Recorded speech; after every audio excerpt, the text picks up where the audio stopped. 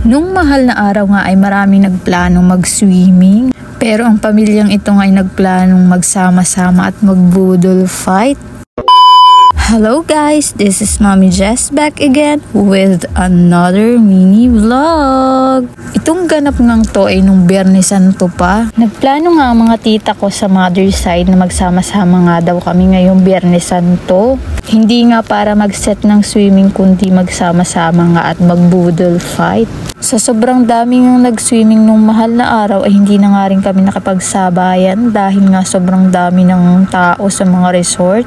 Sa mga oras na ito nga ay papunta na nga kami sa bahay ng tita ko at dun nga namin balak magsama-sama. Kasama ko nga dyan yung mga pinsan ko at mga kapatid ko.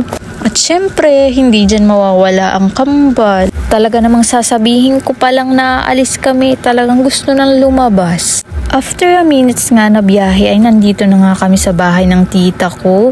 Pagkakadating nga namin ay nagluluto na nga sila at nagwawalis nga dyan ng tita ko. Ay napakasisipag. Itsura! Yari ka. Parang Pilipina.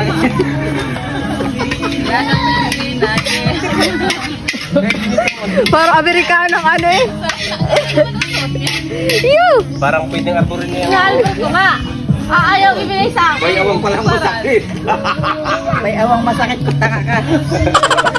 Sa puntong ito nga ay nagtutulungan na nga silang magyubak dyan. At ang iba nga ay may mga kanya-kanyang ginagawa nga. Kay sarap ng pagmasdan kasi nga parang sinaunang setup nga yung mga ginagawa nila. Na ngayon ngay madalang mo na lang talagang makikita. Samantalang si Kambal ngay ayan nga't galang-gala, gustong gagala ng gagala. Diba? Oh, pagkita ko pumatak. Hindi ka naangal ngayon na. Kaya kita ipod kayo, tako naruling. Yung pala naturo na lugar. Yan ang kikisig ng usapan. Hindi ka talaga mabuboard pag sila ang kasama mo. Ang dami talagang nakahandang kwento at saka mga biruan.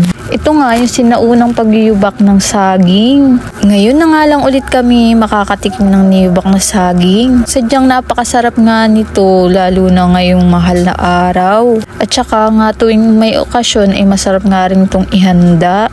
Habang nagyuyubak nga ng saging ng mga tito at kapatid ko ay itong tiyahin ko ay naglalaga nga ng mga gulay. Dahil nga bawal ngayon ng karne, tayo'y maggulay muna para naman humaba ang ating buhay. Sa iba nga hindi na sinusunod yung mga tradisyong nakasanayan dati ay itong ang pamilyang ito'y talagang sinanay na din na hindi nga kakain ng karne tuwing mahal na araw. Hindi naman siguro masamang sumunod at gawin yung mga nakasanayan noon. Sobrang laki na nga ng pinagbago ng mga tao sa mga paniniwala at tradisyon nga. Lalo-lalo na nga ngayong mahal na araw. Pansin ko nga ang laki ng pagbabago talaga ng mga tao. At yung imbis na magnilay-nilay ka o magpenitensya ka sa araw na to, nagseset ng swimming, naggagala, nagpapakasaya. Yung pinaniniwalaan ba yung nagbago o yung tao? Ito na nga ang niyubak na saging. Alas 9 na nga sa mga oras na yan. At lulutuin na nga ni tita yung kasag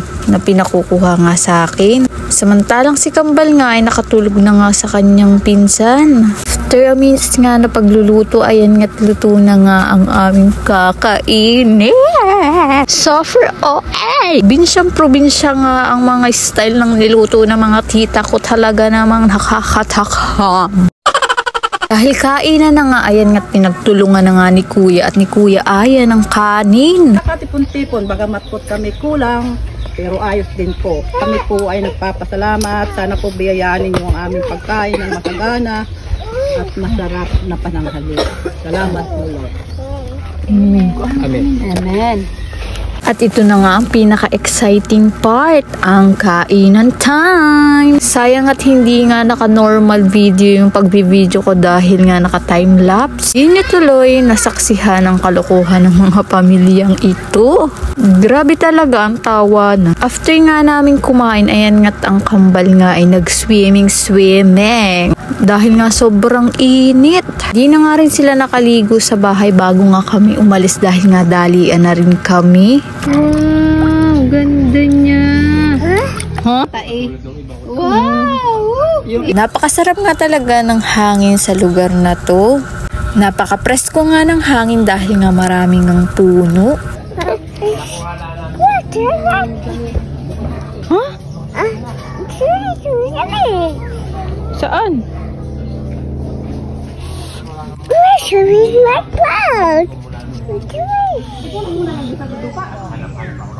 Wow! Ganda nito. Hoy! Pinatagaan niya ng ilan. Kaya mo ng kuwaya, tapos pag pinasok, hindi ka na. Yun nga lang. Sobrang nag-enjoy nga si Kambal dahil nga ang lawak ng lakaran. Sobrang sarap ng tumambay dahil nga napakadaming mga puno.